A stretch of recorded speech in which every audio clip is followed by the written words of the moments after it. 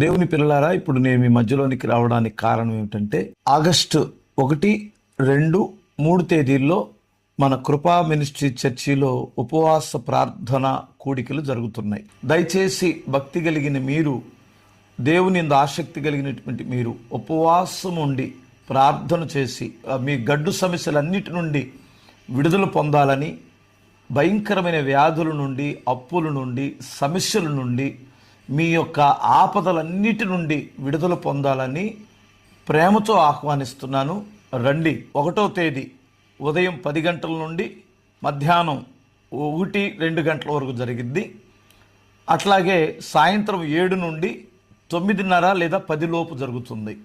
అదే రీతిగా శనివారం ఉదయం, సాయంత్రం, ఆదివారం మధ్యాహ్నంతో ప్రభు బల్ల ఆరాధనతో ఈ యొక్క ప్రార్థనా కూడికలు ముగించబడతాయి. దయచేసి వీలైనంత వరకు రండి, పాల్గొని ఆశీర్వాదాలు పొందండి. ప్రియులారా, దేవుని సన్నిధిలో ఉపవాసం ఉండుట వలన నినివే పట్టణస్థులు రక్షింపబడ్డారు, ఉగ్రత నుండి తప్పించుకున్నారు.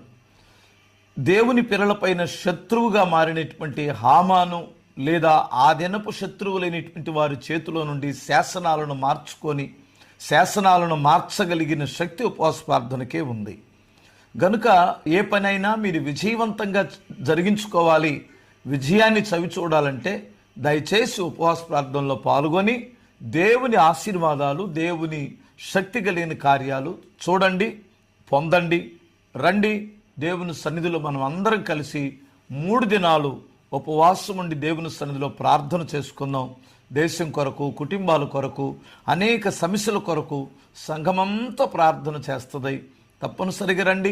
దేవుడు మిమ్మల్ని దీవించునుగా.